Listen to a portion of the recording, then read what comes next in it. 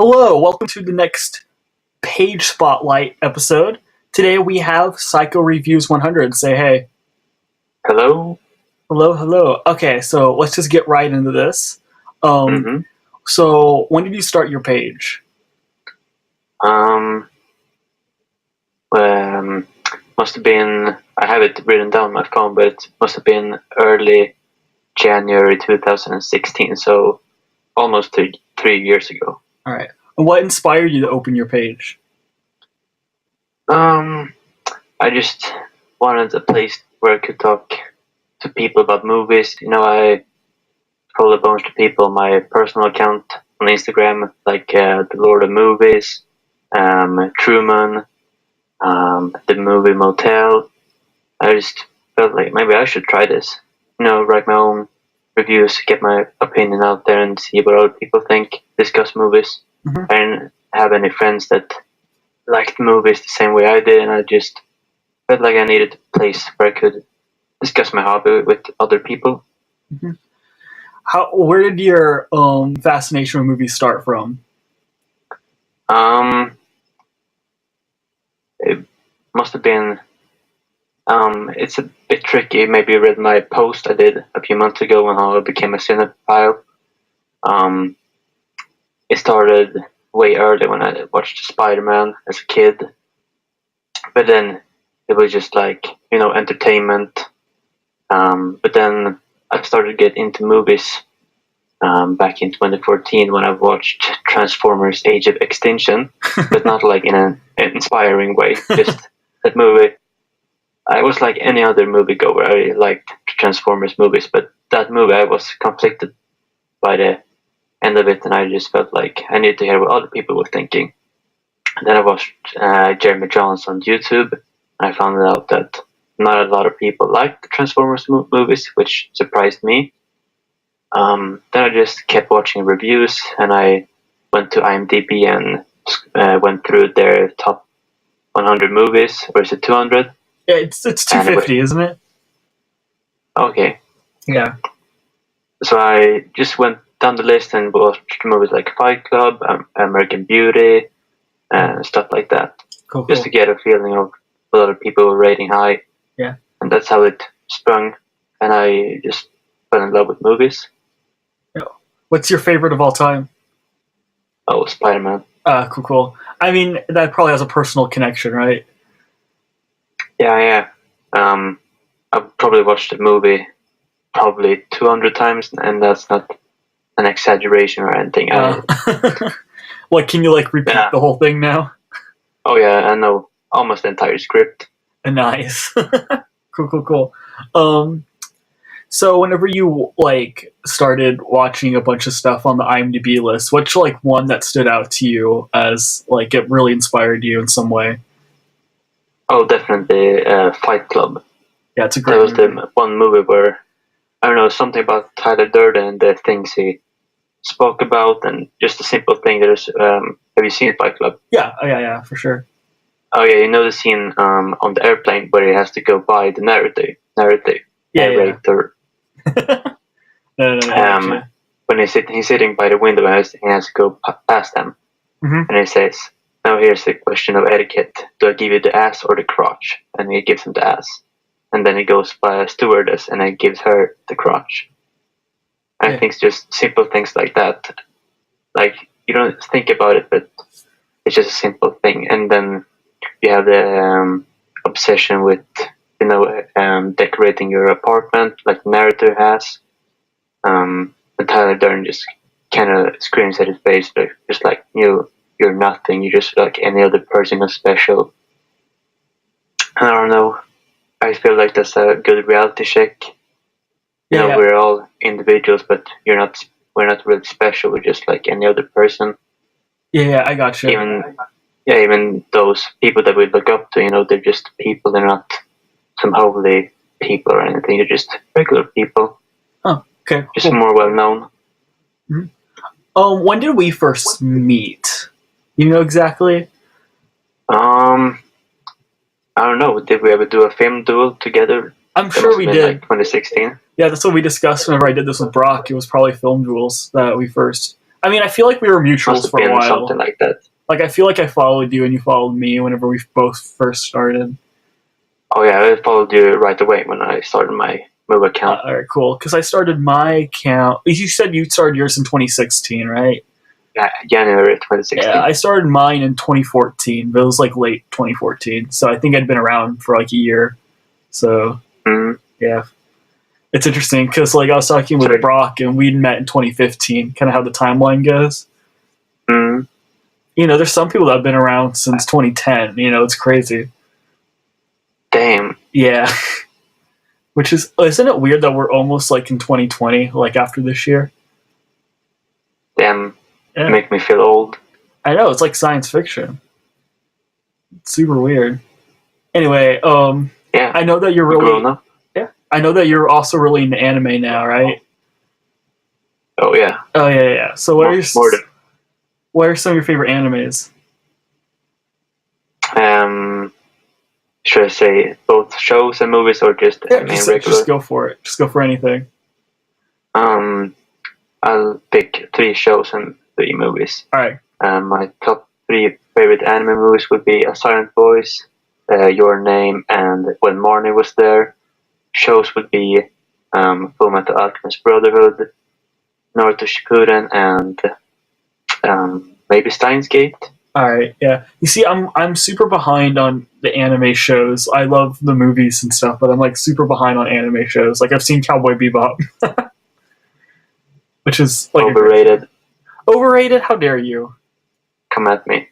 But what's bad about Cowboy Bebop? Like, I don't know. I'm just not into episodic shows. I feel like I need narrative to flow better to get to know the characters better and you see them grow throughout the episodes. And if you just have standalone episodes where things happen, you encounter some people, I feel like you lose some things. Yeah. Did you finish the series or? Oh yeah. I finished it. All right, but like the ending is like super, like I think the last 2 episodes are great. Yeah, absolutely. Yeah, I'm not saying that the show is bad. It's just I didn't connect with it in any way. I gotcha. So your favorite's A Silent Voice, right? Oh yeah. Oh yeah. That's a really good movie. I really like that movie a lot too. My personal Naoko Yamada, who made it, she's a real genius. Yeah, and he has some new movie coming out next year. Do you mean like just anime movies? Yeah. Does he have one coming out next year? Oh, Did you ask if she has one coming out next year? Yeah. Oh no, she had a movie of hers came out in April this year. Oh, okay. Wait, what? The Bluebird. Oh, okay, that's right. That was like actually showing up my work for a day, and I was out of town, and I was really bummed because I wanted to see it. Yeah, but I told you need to watch the show beforehand. I mean, you don't have to, but I probably should. Good to know the world and the characters more. Yeah. My favorite's still My Neighbor Totoro. It's like one of my favorite movies ever. Yeah, I got to see that on the big screen earlier this year. Yeah, I did too. It's pretty great. Oh, damn. Yeah, I actually went to this thing that a theater was holding, and once a night, every night for 3 nights, they played a Studio Ghibli movie. And so I got to see Which ones did they play? I got to see My Neighbor Totoro, Princess Mononoke, and Spirited Away on the big screen. It's pretty great. I've seen them both on the big screen and Princess Mononoke, and I'm gonna see House Moon Castle cool. February, and I'm gonna see Ponyo in April, I think, and then The Wind Rises in May or June.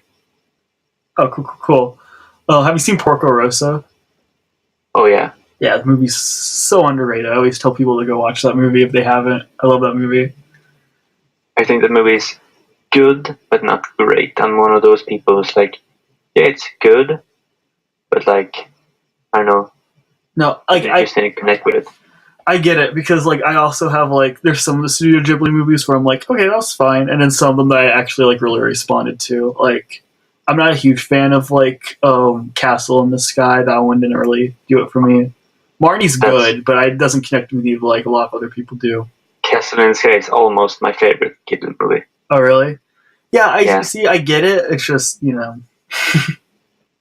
When Morning was there, just more emotional for me than Castle in the Sky. Castle in the Sky is just such a great adventure movie, and Paco is great character, and I just love the world and everything. Yeah, one of my favorites is still Grave of the Fireflies. Oh yeah, that's heartbreaking. It is. It's definitely like one of my favorite anime movies, though. I think this is like brilliant in every way. Rip Takahata. Rip that entire cast, pretty much. That beginning of the movie where you're like, well, I guess this isn't going to go well because, yeah. Oh yeah, I hadn't heard. That it's supposed to be one of the most depressing movies ever made. I didn't know that before watching. I just knew it was a war movie and a Ghibli movie, so I just went in. This is gonna be pretty sad or something, and just knocked me out of my fucking ass. Yeah, I gotcha. The scene. I'm not gonna spoil anything, but towards the end, with the siblings, it's hard to watch. Yeah. Oh yeah, for sure. I know what you're talking about. Yeah. So with the year wrapping up, what's your favorite movie of the year so far? I still have a lot of movies to catch up on. I'm way behind. I haven't even watched 4 of the movies from this year. Alright, I gotcha. It's still Avengers Infinity War. That's my favorite, but Listen to Bluebird is pretty close, as well as Chunibyo Take Me On, which is a follow-up movie to an anime show. Oh, okay, cool. So wait, so you've seen Liz and the Bluebird?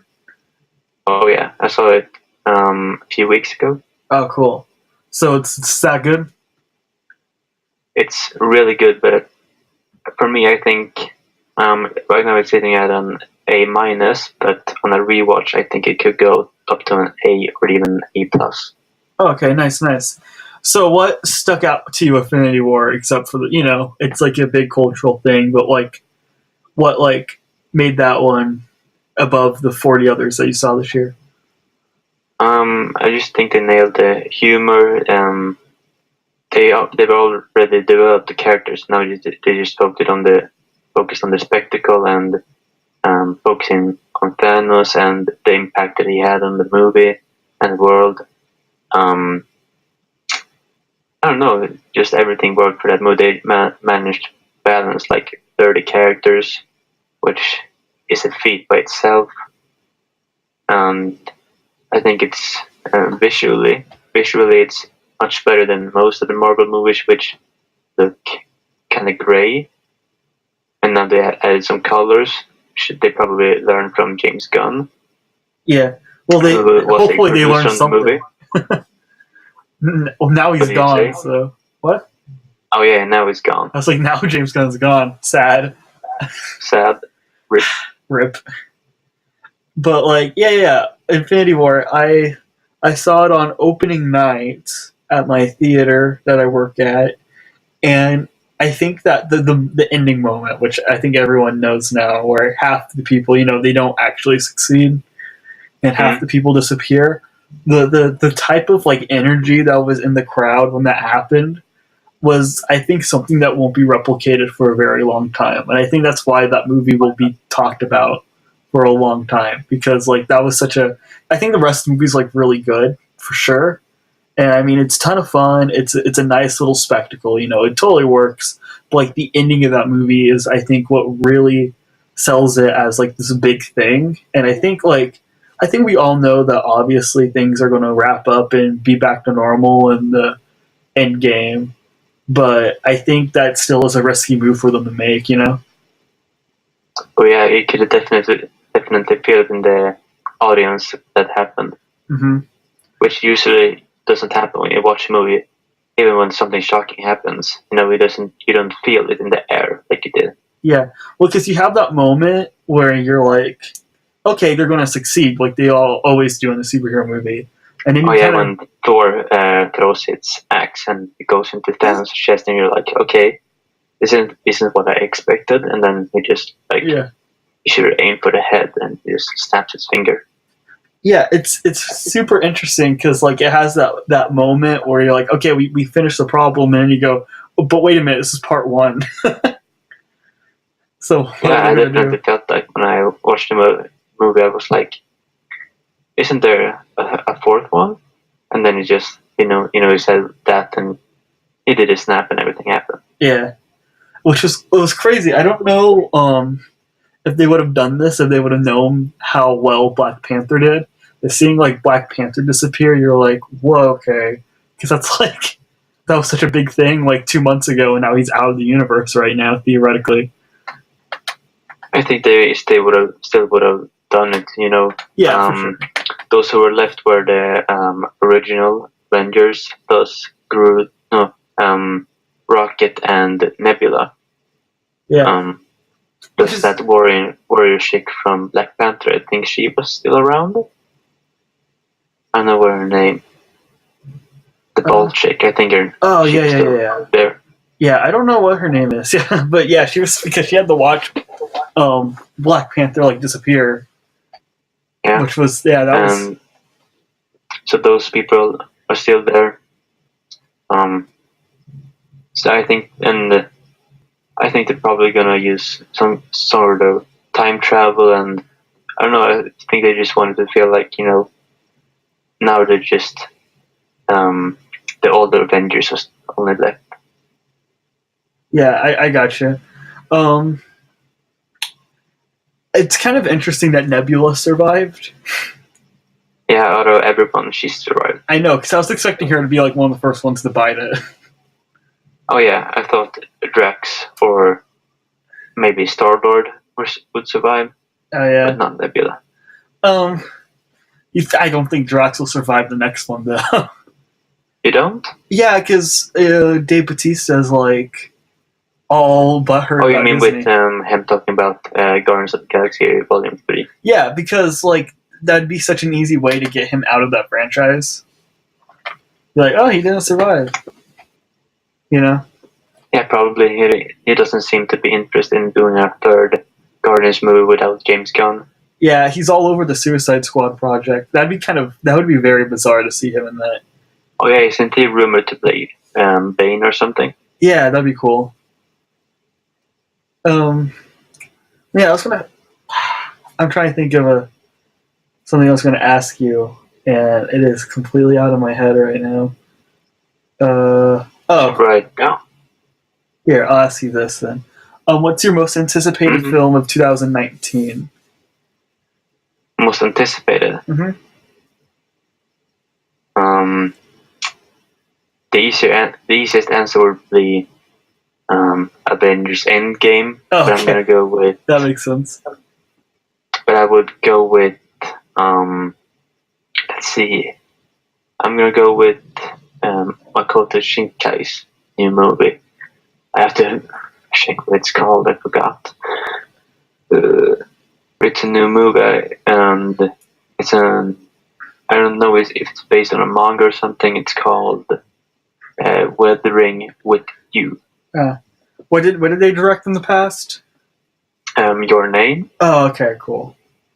And it's his latest movie, and just need it. Oh, nice. Did you hear that? Like, Your Name's gonna get like a live action remake or whatever. That's westernized. Oh, yeah. Bad Robot. J.J. Abrams is producing. Oh, really? Yeah. Yeah, that seems like a terrible idea, but also I like J.J. Abrams. Dan, the film fanatic. Yeah. He posted on his story on Instagram with that, and he said something along the lines of Your Name is so rooted in Japanese culture and the way their country works. It would be super weird to have it set in America, which is what they're gonna do. Well, it might be like the J.J. Abrams universe, mystery box that he works in. That the only similarity it has to Your Name is the fact that they just switched bodies. You know what I mean? Yeah. Because if it's westernized, then yeah, exactly. It doesn't make much sense if it'd be exactly the same. Like, it's so rooted in Asian, or rather Japanese country, life and their city life and how things work there. It'd just be weird to have it be in US or Canada or wherever you're gonna have the movie take place in. Yeah. Like with the whole thing with the ending, where the main character goes in the cave and he drinks the sake. I don't know how they're gonna do that in an American setting. Yeah, I have no idea. They'll probably like drink a Mountain Dew and then wink at the camera as they're drinking the Mountain Dew, and then there'll be a tie-in. I don't want to see that. And then they'll take like a giant bite of a Whopper, like an Iron Man. Stop. That They'll would be have beautiful. Sam Rockwell play both the characters. Sam Rockwell will play both, and he'll also play George Bush.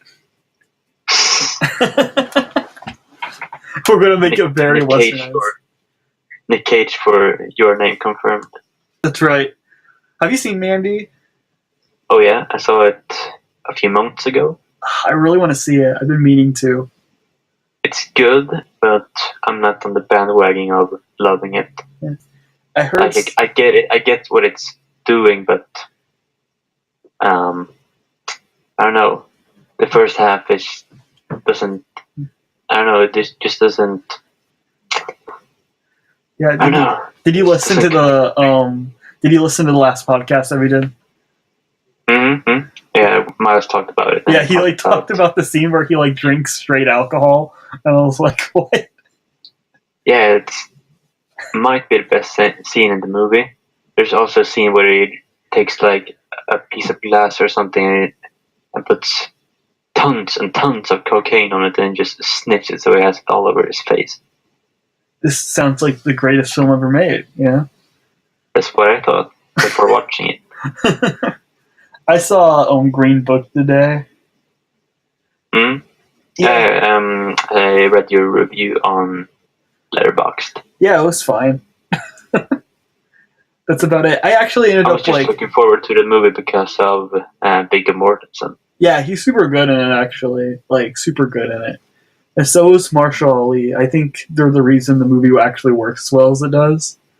I don't think there's anything else that would make it stand out except for them. Yeah, Mahershala Ali has really blown up in a few years. He's like, if you go back to Moonlight and Luke Cage and everything after that, he's just been in a lot of movies and shows. Yeah, he definitely plays a more reserved character here, but it totally works. It was interesting because whenever I first started it, I like literally thought I was going to hate it because I thought it was super corny and hammy and very schlocky, and it kind of still was throughout. But like I grew to actually kind of care for the characters in the end, and like my 3.5 star rating for it on Letterboxd was kind of surprising to me because most of the movie I thought it was going to either 3 or 2.5 it, and then I don't know, the ending was like, oh, that was sweet, so. I still want to see it. Yeah, it's good. It's good, certainly. I mean, my scale's gotten a lot harder than it was previously, so like a 3.5 is a solid score. And it's a solid score? Yeah, it's like good, like a 7 out of 10. It's like solid, good. They did the job well. It's one of those movies where just like, yeah, that's good. Yeah. Exactly, but like if in the Academy Awards, it's like apparently a front runner for like Best Picture, and like why? So many better movies this year. Yeah, that and like A Star Is Born are getting like top tier whenever Roma exists. I don't get it. I haven't seen A Star Is Born yet. It's good, but like I don't know if it's like the best picture of the year or anything. Yeah, it was weird. I read reviews for it, and first when it came out, everyone was praising it, saying it's the best movie of the year. And as soon as more people started watching it, I saw more people being like, "Hey, it's fine," but then it started to get really good, and then the ending happens, and the ending is not good. Oh, I thought the ending was great. Oh. I like the beginning and the ending. I think the middle kind of drags a little bit. Oh. Yeah. I've read that the ending is not very good. Oh, I thought the ending was like one of the best parts. Oh, Yeah, it definitely stuck with me. I thought like it kind of sold it for me more whenever they tied it up. I was like, oh, that's a good beat. I've only seen bits and pieces of it, and at least it looks visually good Yeah, for being a first directorial debut from Bradley Cooper. yeah, it's interesting because whenever I first walked out, I actually didn't think I liked it, and then the more and more I thought about it, I'm like, okay, I liked it, but it's like a 3.5. It's like Green Book. Didn't Tristan hate it or something? No, Tristan, it's like in his 10 of the year. Oh, Yeah, I mix up because he has those movies where everyone loves them and he just goes, yeah. Oh, he hates The Favorite. Yeah. Fuck him. Have you seen Killing of a I'm Sacred gonna love Deer? The Favorite. Oh, dude, I'm excited for The Favorite. I haven't been able to see much in theaters like lately, just because of whatever. But Oh yeah, me neither. like, I haven't seen Aquaman or Bumblebee or The Favorite. Beale isn't even here yet. I'm not even gonna bother with Bumblebee or Aquaman. I don't care if people are like, yeah, they're good. They're finally doing good stuff. I don't really care. I'm just bored. No, I get that. But they just kind of look like fun, and like Bumblebee has, I don't know, Haley Steinfeld in it and a good soundtrack. So like, I'm down for that robot action. It'll be good. The only reason I want to watch Aquaman is because they have like giant crabs fighting like giant sharks shooting lasers or something. Yeah, exactly. That sounds dope. Yeah, it sounds like Rampage. Did you see Rampage? Yeah, I saw Rampage. Rock Johnson. Yeah. Oh yeah, that movie's great. It is something for sure. That's it fights a 1,000-ton crocodile and still survives. That's a weird movie because I remember sitting through it and being like, that was the worst thing ever. And then the more and more I thought about it, I was like, but that was completely like innocent enough. And there was a giant gorilla and he punched things, so like I'll pass it. I think in my review on Letterboxd, I wrote something like, I know this movie's bad, but it's a lot of fun. Yeah. I just couldn't believe that they got an entire team, the CGI, a monkey flipping them off. So that was kind of beautiful to think about. It's like, hey, at least someone got paid for that. Yeah, well, it's like Robert wrote in his review for Happy Time Murders. He's like, can you imagine going through school really excited to do puppetry, and then you show up on the Happy Time Murder set, and you're like, yeah, you're gonna make this puppet do this. One of these really lewd things. I didn't even watch that movie. Don't.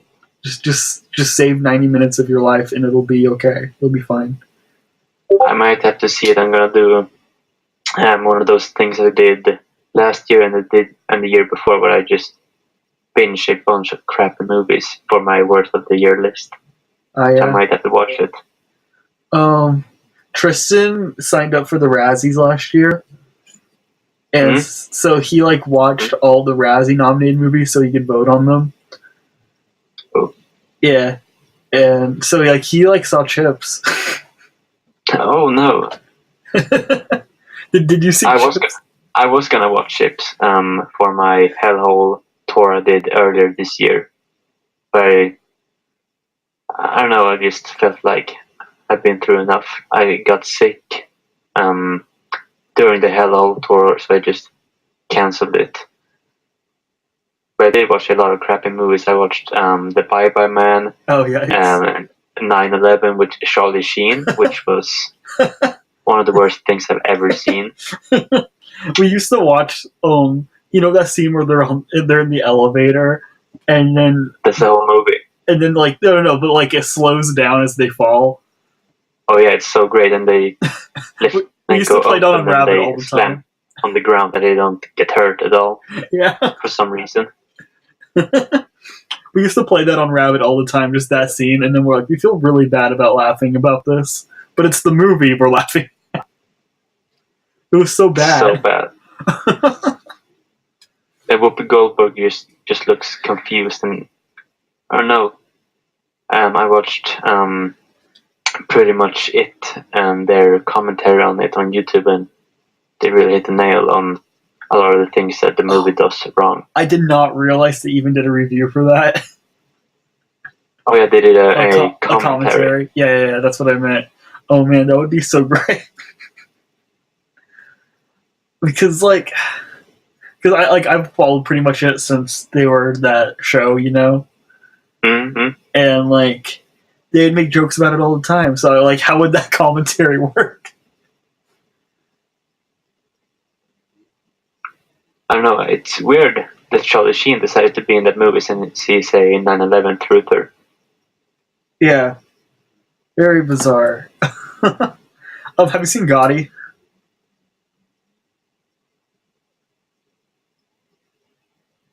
Hello? Hello? Oh, there you are. I was going to ask, have you seen Gotti? No. I might have to. It's something. Here's the thing about Gotti, because I was on a Rabbit chat when we watched Gotti, and the first 20 minutes we were just all laughing so hard because of how stupid it was, and then by the time it was about over, we were all like, can it please end now? Can the suffering be over? Because at first it's hilarious to hear. Doesn't John Travolta wear 20 wigs in that movie? Yes. And that's the Movie Pass funded movie. Remember Movie Pass? Yeah. Yeah, what a good time. Did they have Movie Pass in Sweden? No, we don't have anything like that. Well, it just kind of survived and then died here, pretty fast. I guess it's still around, but it just kind of looks like a carcass now. People aren't using it anymore, really. So kind of like Blockbusters. Yeah, one Blockbuster still exists, but it's not a chain anymore.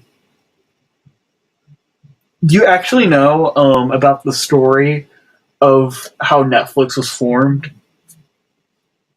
No. Have you heard about this? So pretty much this guy went into a Blockbuster, and they returned a movie, and dude was like, oh, you're 2 or 3 days late, and charged him twice the amount it would be to actually probably buy the movie, because he was late on returning it. And he thought that was BS, so he decided that he would want to make a system where that wouldn't have to happen, and you could just stream at home. And so that guy ended up making Netflix. He's the creator of Netflix. And he actually tried to sell that streaming company to Blockbuster, and the head of Blockbuster said, oh, that will never work. DVD stores are immortal, and we don't want to put any investment into that project. So he just released it by himself. Now we see how wrong he was. Exactly. Now, poor. Okay, you know the Bird Box movie that came out? Oh yeah. I haven't watched it yet. You haven't? Yeah, apparently. I've just seen a lot of people talk about it and do memes about it, and I don't get it. I need to watch it, I suppose. Yeah, I haven't seen it yet either, but I read an article that the amount of streams that it had. It was the most in Netflix history. Yeah, not only was the most in Netflix history, it would have overpassed Aquaman if they made money traditionally. Which, that's nuts. Yeah, that's crazy. I don't know. Netflix doesn't release their numbers, so we don't know if that's true or not. That's what I read online, but all the internet's always right. Yeah, but I read that, and it's what's a Netflix, someone working at Netflix who said that, and we don't know if they're just lying to get more press or if that's really true. Oh, okay. Anyways, I thought that was interesting. I don't know if it's right or not, because how identifiable is the name Aquaman versus Bird Box? You know what I mean? Yeah, no, I think Aquaman would have made more money. Yeah, well, I mean, if it was traditionally released in theaters, it would have certainly. But everyone has Netflix, so there's that to be put in consideration. So if you go to Netflix and you see the first thing that comes out is Bird Box and it has Sandra Bullock in it, a typical moviegoer is just going to click on it to watch at least part of it, just to know what it is. Yeah, I could see that. I don't know, I need to see numbers before I make a judgment. Yeah, absolutely. So, But yeah, it's possible. I just don't want to put my opinion out there.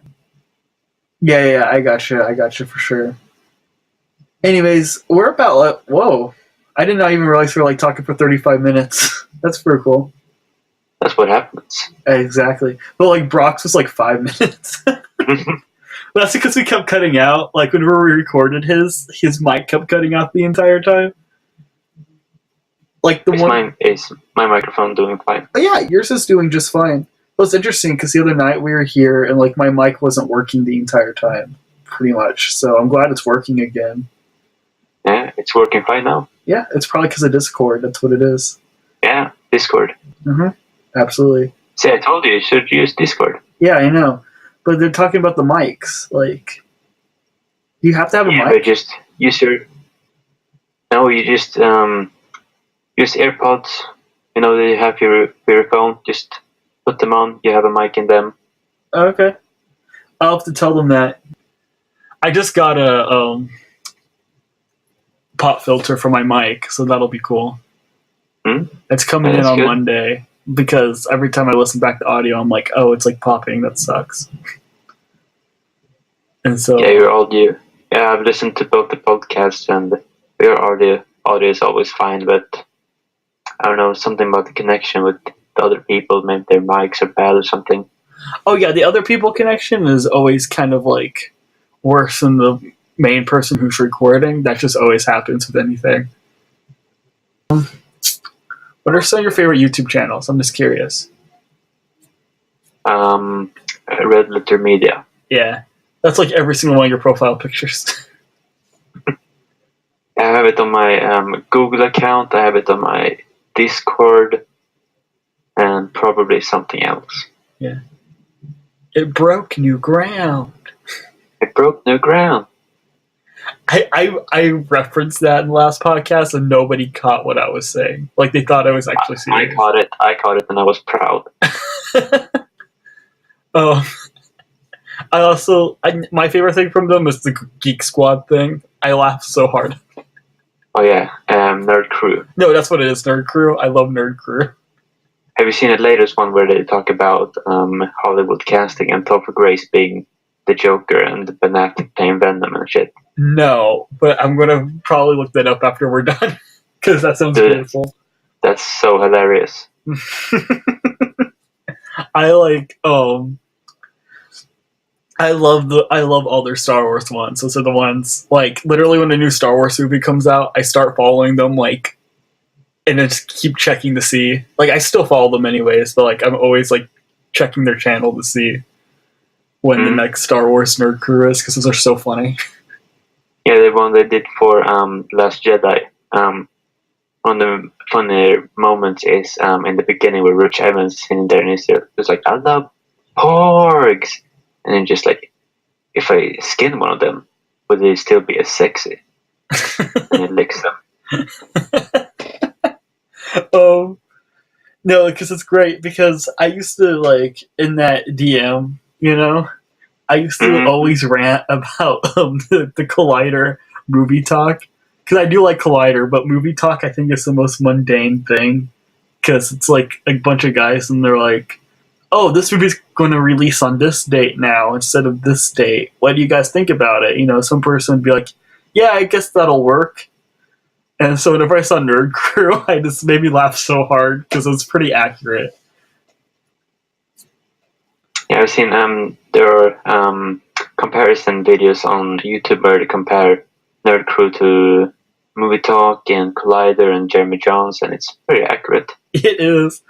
Yeah, it's like I don't have anything against the Collider guys. Like, they're good. And I also like I really like their new Collider Live. They're fine. Yeah, I like the new Collider Live that they're doing. Like, that's actually really good. It's kind of like this nice, like, improvised, like, talk show type of thing. It feels more Joe Rogan than it does, like, an actual movie review show.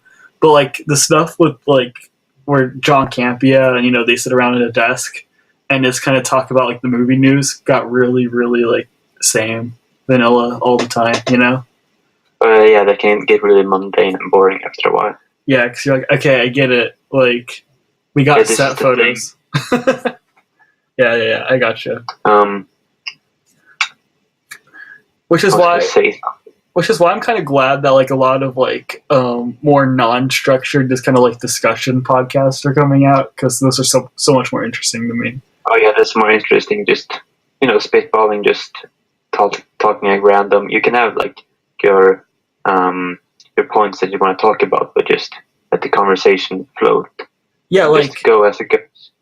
Like the other day, it was interesting because we're trying to set up the very first podcast, and no one else could go on it, and Tristan and I were the only ones that would. But like we wanted to get something out, so we decided, oh, we'll just both do it together and see what happens. And we had that topic brought up, but we thought it might be shorter.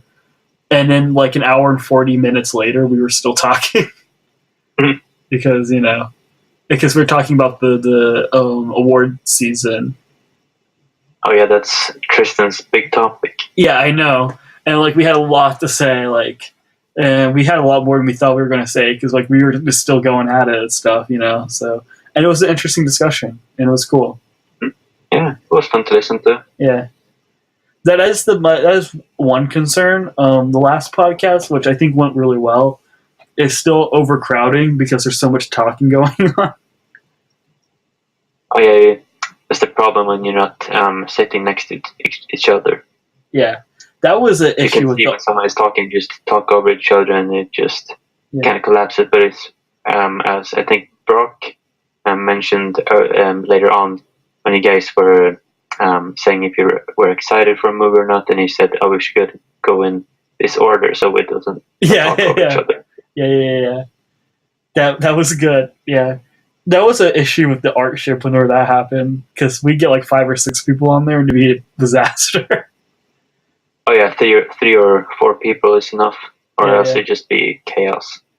Yeah. Do you remember?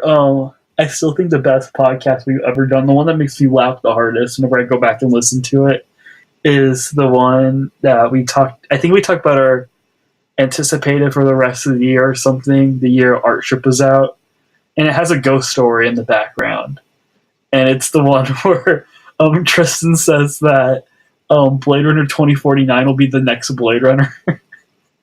Oh yeah, that became a big meme. I remember that. Anyways, thank you guys for watching this, and make sure to follow Psycho. I'll have all of his links down in the bio. And you guys have a good day. Nice. Make sure to tune in the next one. Yeah. Say any final words.